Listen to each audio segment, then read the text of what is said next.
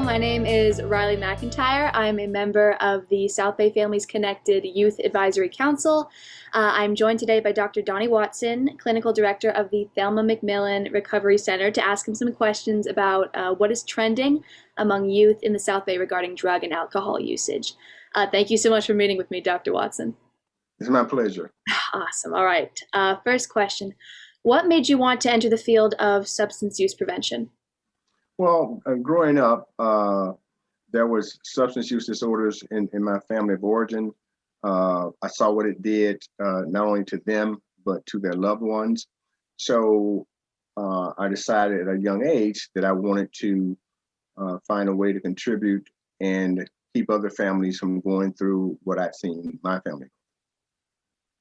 All right. Thank you. Why is it so important that younger people not partake in drugs and alcohol?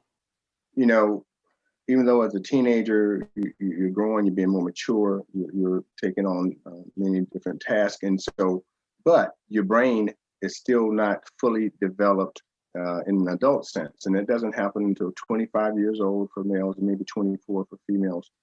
But the issue is that you can do damage with your brain development if you start using substances at a young age. It can dysregulate you emotionally, cognitively, and also the unintended consequences, like marijuana, for example, is a motivational drug. So you might, a star student all of a sudden doesn't have the same energy, doesn't want to study, maybe an athlete, doesn't want to participate in athletics, withdraws from friends and families. And it's an insidious, and when you're in the middle of it, you can't see it. So that's one of the things that I say to young people. And everybody's wired differently. So you may have a friend, or they may have friends. Oh, well, they do that, and then they don't have any problems. Well, you don't necessarily see what problems they might be having, but more importantly, you might respond differently because addiction does run genetically in families. So some folks at a more risk than others, and if you have any underlying anxiety or ADD or ADHD, then that makes you more vulnerable to the effects of substances. Have you seen a change in substance use in teenagers since the start of the pandemic? What I've seen mostly is that teens have become more isolated.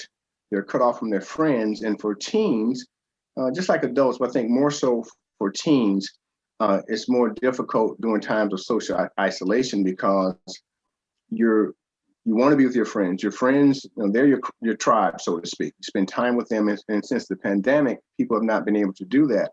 So subsequently, some teens have withdrawn and started to use substances more in isolation, alone. And there's some very novel ways that teens can get substances. They order through Uber, go on websites, use parents' credit cards, all types of ingenious ways. But if you're already feeling down or anxious or depressed and isolated, then you put drugs into the mix, it creates more of an issue. And I have seen that during the pandemic. What are your thoughts on shows and movies that depict substance abuse? Are they generally accurate, or do you find something wrong with them? Well, I think the bigger issue for me is that they romanticize some of them. It's just like you see some stars doing advertisements for commercials or TikToks for certain type of beverages. And so what happens, teens and society in general are attracted to these folks. I mean, because they're stars and they're pushing this product, it must be okay. And I think it depends on, there's some shows that depict the horrors of addiction very accurately. And not that necessarily impacts someone who's watching, because what happens, most people don't think that that's going to happen to them. And that's the mindset. That happened to somebody else, but it's not going to happen to them. So I think I can't make a broad statement that, well, they're all inaccurate, they're all accurate, but I do know that there are some that are, there's some that are not, and then there's some situations where they glorify drug use, sometimes intentionally and sometimes unintentionally. And I think that does have an impact. It's one of the things I'll say to anyone, especially teens, is just because you see it on TikTok, or just because you see it on the internet, or just because of friends, it doesn't mean that that's accurate. Do your own homework, do your research, because there are evidence-based and reliable sources like NIH, NIDA, some entities, CDC, where you can get accurate information that presents it in a fair and I think clear manner. Yeah, totally agree with that. What is the hardest part of your job? Riley, the hardest and most difficult part of my job is it's an occupational hazard, because in my business, I'm the program director for a teen program and for an adult program. In my business, people die. People commit suicide. Parents and families are impacted forever. And having to deal with that, it doesn't happen all the time, but when it does happen, it's very impactful to me, the clients, my staff, families, and it's not something that I ever get used to. So by far, that is the most difficult thing, part of my job. I deal with a chronic illness that actually, it kills folks. So. Yeah, that sounds incredibly difficult. I'm really sorry about that. What do you do to combat stigmas around addiction and mental illness? Well, I think the most important thing that we're doing is getting out accurate information, prevention efforts.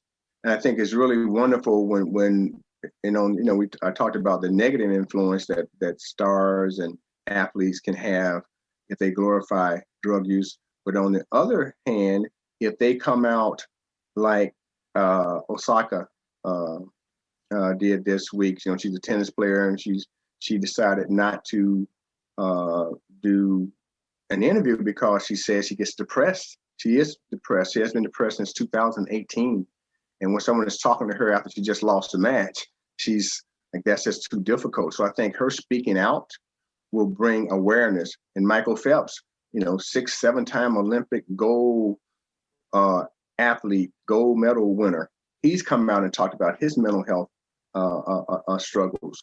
And so have other folks. And that helps to alleviate the stigma, because if it can happen to them, it can certainly happen to somebody who's not famous or nearly famous. And I think things like what you're doing with your organization and having community meetings with educators, teachers, students, mental health professionals, that's all part of helping to rid ourselves of the stigma. And really what you want to do is decrease barriers for people to want to get help. And I think it takes almost like a public health approach, which I think we've gotten a lot better at doing that. There's still a lot of work to be done. All right. What would be your advice for a person struggling with depression and just starting to turn to substance use to cope? To get some help.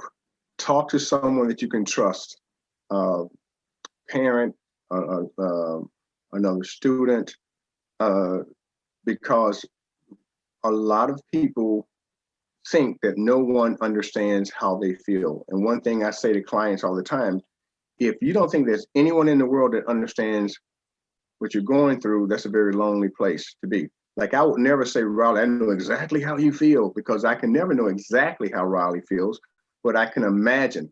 So seek out someone that they can trust and that they can talk to, because help is available. And it's one of those things, if you're feeling anxious or depressed, and what I relate to people is that drugs and alcohol will betray you. You may find some momentary relief and from your feeling state, but ultimately most substances then are central nervous system depressants anyway. So if you're feeling depressed, and even if you take a stimulant, the rebound effect, you're going to feel worse. And so it's just so important for folks. And then getting back to your question about stigmas and barriers, that's why it's so important that if someone comes out and talks about their depression, that they're not bullied or ridiculed for that. But just find someone that they can trust, that they can reach out to and have the conversation with. And of course, depending on the person, it could be their parents. It could be a coach or a teacher at school. It could be another teenage friend of theirs. But the most important thing is finding someone that you can trust and share how you're feeling, because you do not have to suffer in silence. You do not have to suffer alone. What is something you wish you could make real for all people struggling with substance abuse? What I could make real for them is to understand that, number one, there is a way out. Not how you start, Riley, it's how you finish.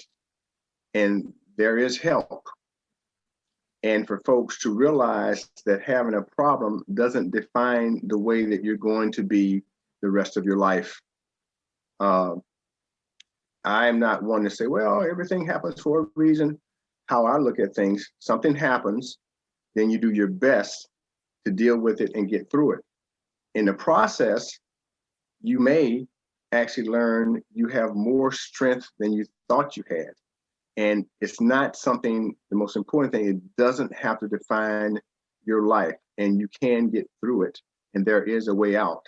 And there are folks like myself who are skilled and willing and wanting to help folks who are having issues and struggling. There is hope, and you do not have to go it alone. That would be my message. And it can turn around, because what happens when somebody is in that vicious circle of sadness, depression, they're using drugs and they use, and they feel guilty, they feel shame, they feel a little better, then they go back. And so they help them break out of that vicious cycle. And I always tell my clients, leave your shame and your guilt at the door. It doesn't have to define you. You know, no one is perfect, and anyone can be great when there are no challenges. But real strength of character is when you're able to overcome barriers, when you're able to overcome obstacles and still, accomplish your goals and things that you want to do. All right. Well, thank you so much. That was the last of my questions for you. Your insight was just phenomenal. Thank you. Well, thank you. It's my pleasure. And I really appreciate what you're doing, because this is another way. You asked me, what would I do? How can we get through it? This is another way of getting the word out, particularly when it comes from another student like you. Now, I always tell parents, your children are listening to you, even though you may not think they're listening to you. They're listening to you. However, having said that, when you have a teen like yourself who comes and say, look, well, I'm doing this project, and these are some things that I think you'll have a more real-time response from another teen. They may feel like they can talk to you more comfortably. So, and this is also a way of overcoming stigmas and some of the other questions that were embedded throughout the interview. So I really appreciate and applaud you for the work that you're doing. It's really awesome. It's spectacular. And hopefully more teens will, because, Riley, we spend a lot of times, and it's okay, we spend a lot of times talking about, teens who struggle and have problems, but we also need to praise and spend time with those teens who are trying to help other people and are doing well themselves. I don't want them to get lost in the conversation. Couldn't agree more. Thank you so much. My pleasure.